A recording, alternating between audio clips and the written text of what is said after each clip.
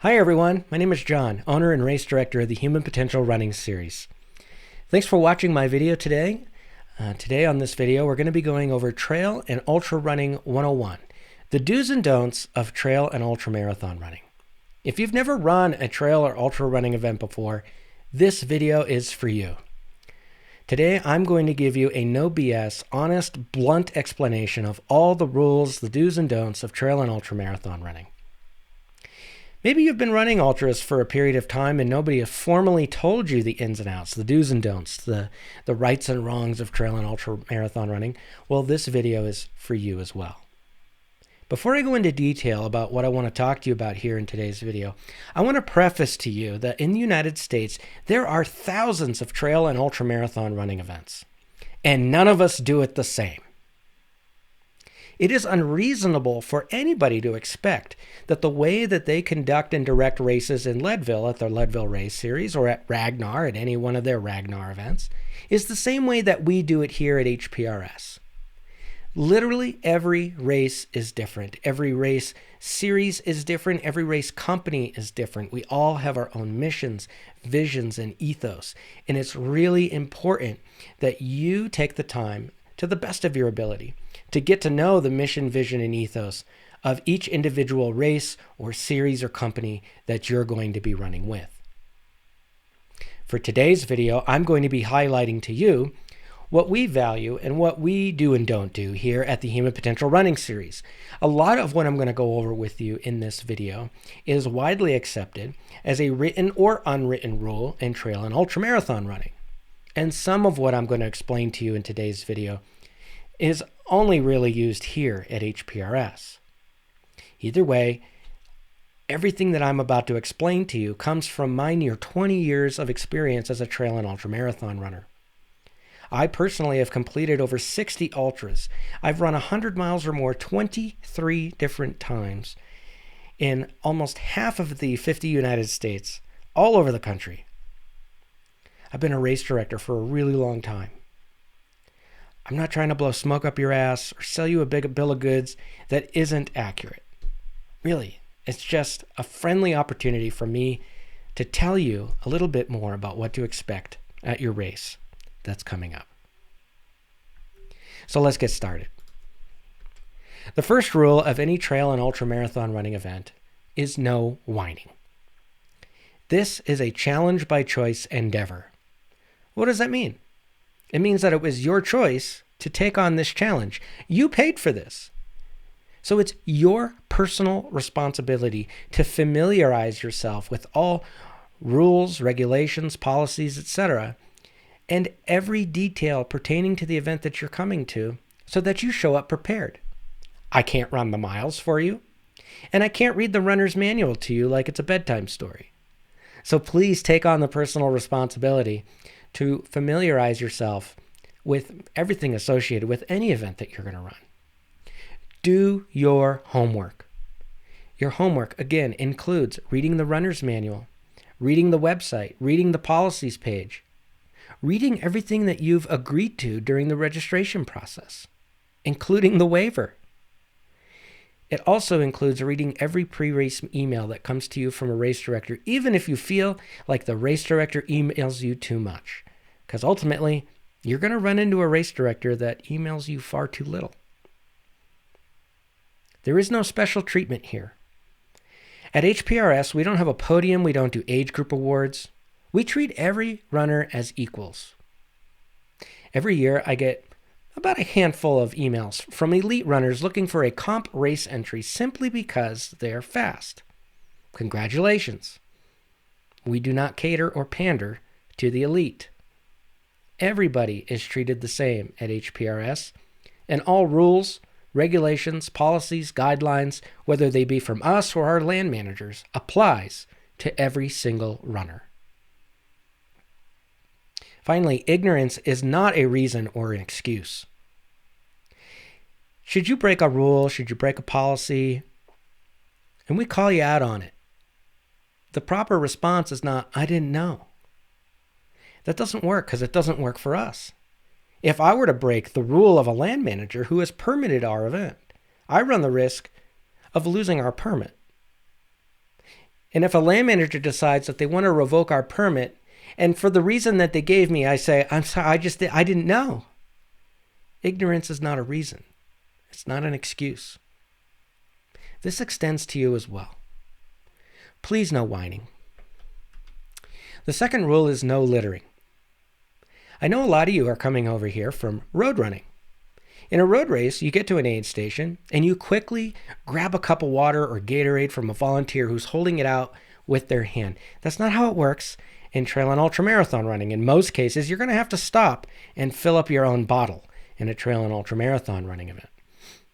There's a table full of food. In a road race, you may have a couple gels, some bananas, or some slices of oranges. You eat your fruit and you throw your peel on the ground and keep running. In trail and ultramarathon running, this is a huge no-no. Do not litter. Under any circumstances, any item, do not litter. Please use proper disposal. Every single one of our aid stations has a garbage can, at the very least a garbage bag. But every aid station has a garbage can, and you are expected to toss your litter into those garbage cans. I'm going to encourage you to bring your own small snack size Ziploc bag. You can put that in a pocket in your shorts. You can put it in your hydration vest. But that little Ziploc bag is actually going to be your place for trash. And as you generate trash on the run, stick your trash in your little Ziploc bag, and when you get to the next aid station, you empty that baggie out into a garbage can. There are no maids or janitors at trail and ultramarathon running events. Yes, we have volunteers who are spending their day to help you achieve your athletic goals. They are runners just like yourself. We also have course sweeps, whose main job it is to take down all ribbons and course signage, not to pick up after you. So if you see any trash on the trail, whether it belongs to a runner or not, pick it up. Help us. There are no maids or janitors. It's all of our responsibility to take care of the resource. It is a privilege to use and not a right. I am a Leave No Trace trainer. If you've never heard of Leave No Trace or you'd like to learn the principles of Leave No Trace, please reach out to me in an email and I'd be more than happy to share the principles of Leave No Trace with you. Finally, if you are caught deliberately littering at an HPRS event, that is grounds for immediate disqualification. You will be removed from the event. We will ask you to surrender your bib, and we will also ban you from all future HPRS events for life. This is non-negotiable. Littering is never an option in one of our events.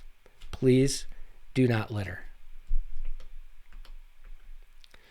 Read the runner's manual.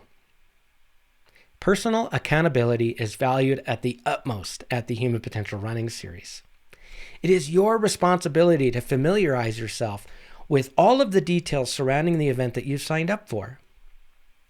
It's also your responsibility to read the runner's manual in its entirety, to read all race-related emails that are sent to you from a race director who you may feel is emailing you too much.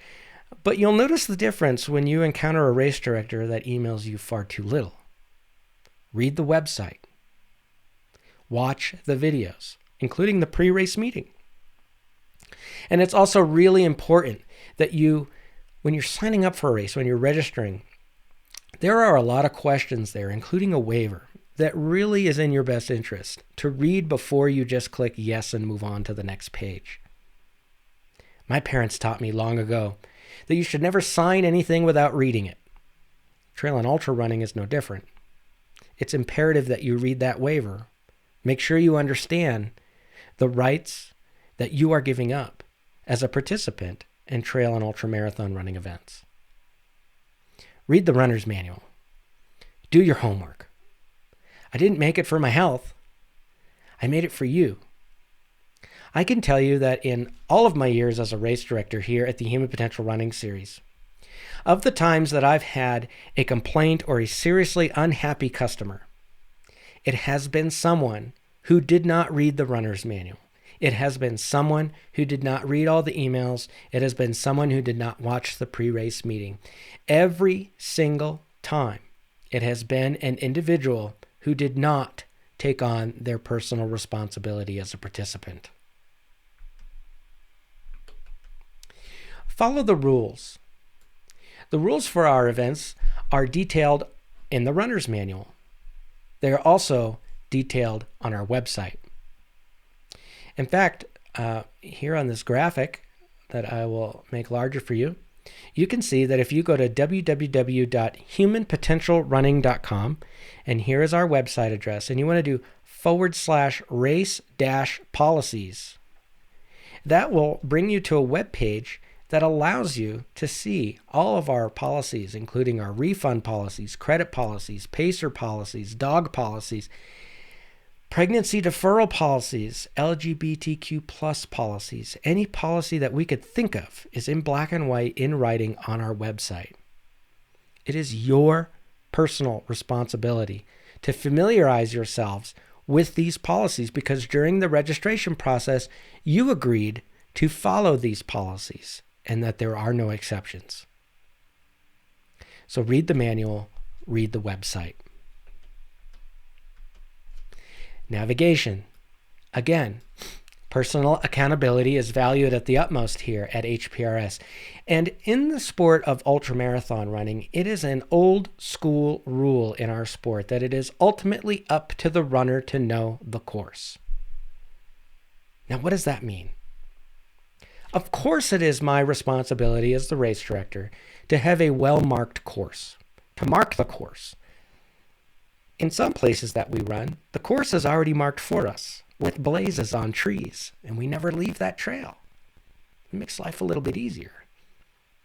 But it's become an ever-increasing expectation of runners coming into our sport that there will be a ribbon every 10 feet. And that's not how trail and ultramarathon running works.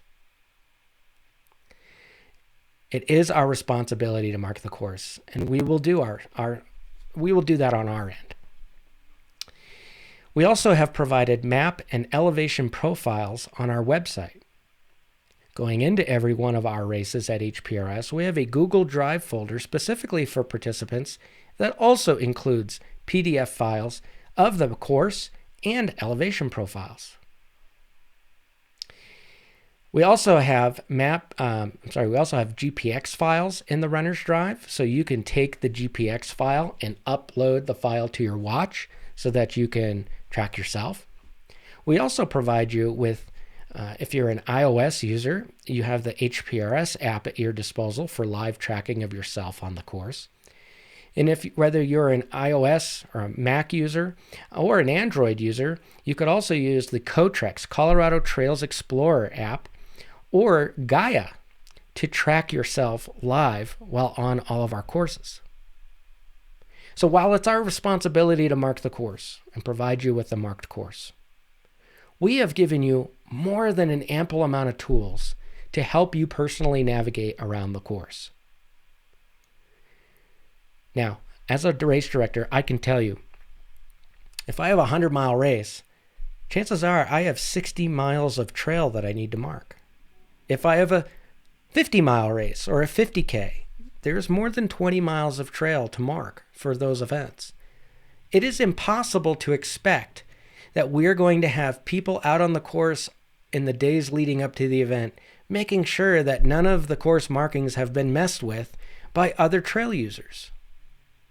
Most of our events take place in state parks, where many other trail users happen along a number of ribbons and bushes and trees, and they never even fathomed that there might be a race out there. They just see junk. So they take the ribbons down. Or maybe we're in the national forest where there's hunters out looking for deer or elk or turkey. And the very fact that we're even there disrupts their day at hunting. So as a thank you, they take our ribbons down. Or maybe there's a section of course that goes down a public road, and some of the neighbors don't like the fact that there's an event going on in their mountain community either. And they too will take the ribbons down. Or maybe there's just kids out riding around on their dirt bikes and they think it would be funny to take the ribbons from over here and put them over here. All of these things have happened at Human Potential Running Series races. We cannot police an entire course. And so when we say to you, it's ultimately up to the runner to know the course, this is why. Course vandalism is a very real thing, and it's happening more and more often in the woods because there are more and more users, especially since COVID. So at HPRS, we give you all of the necessary tools. You could print a PDF map, laminate it with some shipping tape, and now at least you have the course map on your person, and you'll be able to see where to go, where not to go. But more importantly at HPRS, we've provided you with the tools to be able to use technology to track yourself live in the moment, even if you don't have cell service. So take on the personal accountability of being prepared to navigate the course. Trail etiquette. When you're running down the trail and you're going to pass somebody, it's very important that you yell to them on your left or on your right. If you yell on your left, you're indicating to the person in front of you that you'd like to pass on their left. If you yell on your right, you're indicating that you'd like to pass them on their right. If you're the person that's getting passed and somebody yells to you on your left, they're asking you to please step to your right. And if they yell on your right, they're asking you to please step to the left. Nobody cares about the race, kids.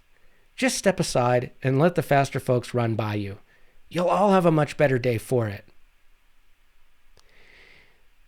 This brings me to an important rule. Earbuds are not prohibited at the Human Potential Running Series. We do allow you to wear music, but we're asking that you only have one earbud in at a time. You are prohibited from having 2 earbuds in at a time. The reason why we allow you to have 1 but not 2 is because you absolutely need to be able to hear the others around you, whether they be trail runners or mountain bikers or somebody on an ATV or a dirt bike or somebody riding a horse. If you've got 2 earbuds in, the chances of you hearing somebody trying to talk to you or get your attention, especially in an emergency situation, is greatly diminished. So we're asking you to only use 1 earbud so that your other ear is hearing your surroundings. Watch your poles. Poles are also not prohibited here at HPRS. We do permit poles. You're allowed to bring them. We just ask that you please be mindful of where you're swinging those things. Too many times in my day as a trail and ultramarathon runner have I seen people swinging their poles behind them all willy-nilly, nearly poking people in the eyes. It is imperative that you are aware of your surroundings and know where you're swinging your poles. They shouldn't be up that high anyway, kids. Remember, if you're going uphill and there's somebody behind you on the downhill slope, your poles are pretty much already in their face. So be mindful of where your poles are. Now, here in this graphic, it says, calm down, Francis. And again, trail etiquette is so important. Trail and ultramarathon running is a community endeavor. It takes an entire village to get you to that finish line. And so we're all working together for one common goal. That goal isn't always the finish line for all people. So just calm down. If you're one of those folks that it's all about the race, you're Johnny blazing down the trails, congratulations, do your thing. But that doesn't give you reason to be a jerk to everybody else. If you see someone stopped on the side of the trail, even if it looks like they're just tying their shoe, it is customary in trail and ultramarathon running that you stop. You check in. Are you okay? How are you doing? Usually it's I'm fine, I'm just tying my shoe. Oh, okay. Do you need any salt? Do you need any food? Do you have everything you need? Are you doing all right? That's proper trail etiquette in trail and ultramarathon running. Care for one another. Care about one another. Thank you goes a long way in trail and ultramarathon running. Again, volunteers are just that. They are volunteers.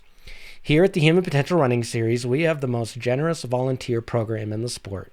We pay $10 to $20 an hour in HPRS race credits for time served. But they're still volunteers. They're people that are not running. Instead, they've given up their day to be there to help you with your athletic goals. I can tell you that most times volunteers had nothing to do with the course, nothing to do with the course markings, nothing to do with that junction back there. They just have everything to do with cutting up fruit and making sure there's food on the table for you. So if you have any negativity or feedback that you want to provide, don't give it to the volunteers. They're not going to know what to do with it. You give it to the race director. Now, as a race director, I hate feedback. Feedback looks to the past. I prefer feed forward. Feed forward looks to the future. It sounds a lot like something like this. Hey, John, I had a great time at your race this weekend, but there were a few things that concerned me. And they concerned me because they are a health and safety issue that I would wonder if maybe in the future you would think more about. And here are what the issues are. The best time to give me that feed forward is not at an aid station in the middle of the event. It's not even at the finish line when I haven't slept in 4 days. It's usually waiting a few days after the race is finished. Let me email all of you. Let me thank you for coming. I personally am one of the few race directors in the sport who are going to write you a post-race email that's going to detail to you everything that I notice that we need to improve upon on the race this weekend. Wait and see what I have to say in that email, and if maybe I'm going to address your concern. Maybe I'm going to address the issue that you saw. If I haven't addressed it, if I didn't mention it, that's your opportunity to send me a direct email. Let me know that you had a great time and you wonder if I thought about this. Be respectful. Again, I don't do it like Leadville or Ragnar or Nar Runners or Gemini Adventures or Mad Moose or Rain Shadow or Aravipa does it. We all do it differently. Don't expect that we're all going to do it the same, because we're not. It takes a village to put on these events. The entire village, and that includes you. If you're going to say anything on race day, make it thank you, because there was a lot of work that went into making that event happen. Here at HPRS, we have a code of conduct. And I'm going to read it to you as well as make it as big as I can here on the screen. During the registration process for all of our events, you agree to abide by this HPRS code of conduct. It says, you'll be respectful to all other athletes at all times. You will be respectful, kind, and thankful to all volunteers. You will be respectful to HPRS staff and directors. You acknowledge that should you, for any reason, treat anyone poorly before, during, or after this event, you will be listed in the results as a DQ and banned for life from all future HPRS events. You can offer feedback or feed forward. You may choose to address any issue that you feel warrant discussion. But this does not come with the right to be mean, nasty, slanderous on social media, or disrespectful in any way. Like you, we're human. Now you might be wondering, why on earth what happened that they have this policy? It's a good question. What hasn't happened? There's no secret we live in a day and age where everybody's a critic, and it's so simple to go on social media and post your displeasure about the running event you just took place in this past weekend. What bothers me is that people do this without even giving us the opportunity to talk directly one-on-one with you. In many cases, the information that you're sharing that may have rubbed you the wrong way at our race is actually inaccurate. And it's inaccurate because you didn't seek to understand first. So for instance, a couple years ago, we had somebody going online saying that our races are incredibly irresponsible because there was no medical staff at any of the aid stations, no medical staff on site anywhere. I personally am a wilderness first responder. Emily, our assistant race director, is also a wilderness first responder. We typically also have one or two other individuals with medical certifications at each of our events, and those certifications either require them to have a wilderness first aid, wilderness first responder, EMT, paramedic, RN, LN, doctorate, some medical training. Every single one of our aid stations has an OSHA-approved first aid kit. We absolutely do have medical help at all of our races. All you got to do is ask. This person didn't ask. This person assumed. This person then went onto the internet and decided to tell everybody in social circles how irresponsible we are and all of it was false. This is grounds for a lifetime ban at HPRS, because you not only gave us the courtesy of a one-on-one conversation, but you're deciding to slander us publicly instead. And that's never okay. This is a private business, privately owned and operated. Please, please have the decency to have a one-on-one conversation. And finally, it's just running. This is probably my favorite slide, because here it depicts for you that we're not going to the moon. We're not going to war. Nobody cares about your Strava. Yeah, I know. Tons of people give you kudos. All right. Next year, after this weekend's race, wait a year and ask somebody, hey, do you remember how I did in that race last year? And 9 times out of 10, they're not going to remember. There's no podium here, no age group awards, no prize money. It's a hobby. This is a hobby. We're here to have fun. It's just running. Let's try to remember that. It's not life or death. We're just going for a run. We're going to enjoy a day in the mountains, a day in the woods together.